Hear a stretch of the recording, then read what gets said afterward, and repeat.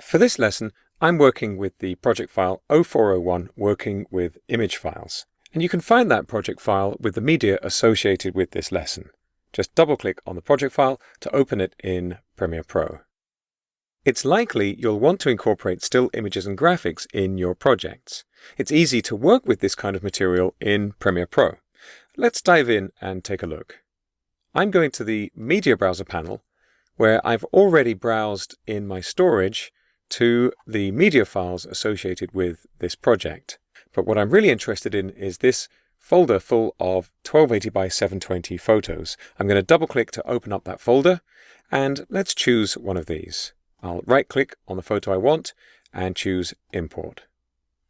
The photo appears in my project panel, and I can double-click to open it in the source monitor, or I can switch to icon view and just view it as a thumbnail.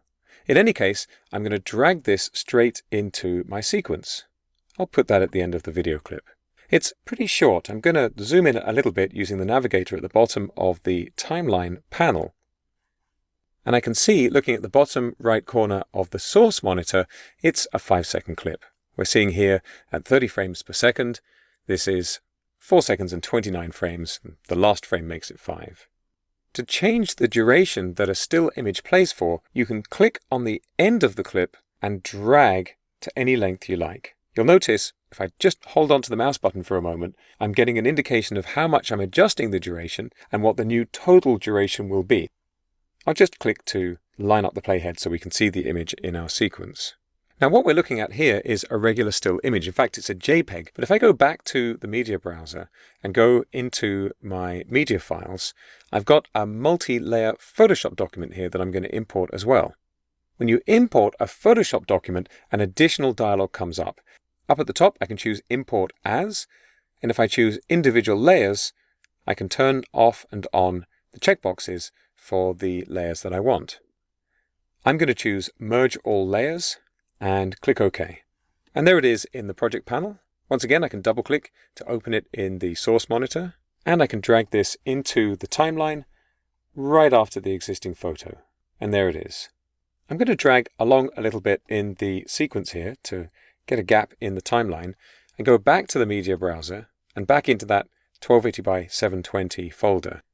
I'm going to select the rest of these photos. I'm just holding the Shift key down to make a list selection, and I'm going to drag them straight into the sequence from the media browser, all 4 of them. When I do that, you'll notice back in the project panel, all of those photos have also been added to my project. Like all of the images we've imported so far, these have a 5-second duration. So I'm going to undo and undo again, so they're no longer in the project. And I'm going to make a change to a preference. Here in Windows, I'm going to go to the Edit menu and choose Preferences and Timeline. This would be under the Premiere Pro menu in macOS. Here in this preference, you can see I've got the option to specify the default still image duration. I'm going to set this to 2 seconds, and I'm going to click OK. Now I'm going to go back to the media browser.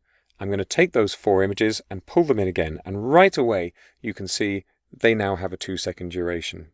Remember, of course, you can change the duration to anything you want, but this can be a useful workflow if you've got a lot of images to work with. Importing image files is the same as importing video clips. The main difference is that Premiere Pro needs to know how long to play them for. You can edit them into sequences and work with them just as you would any other clip.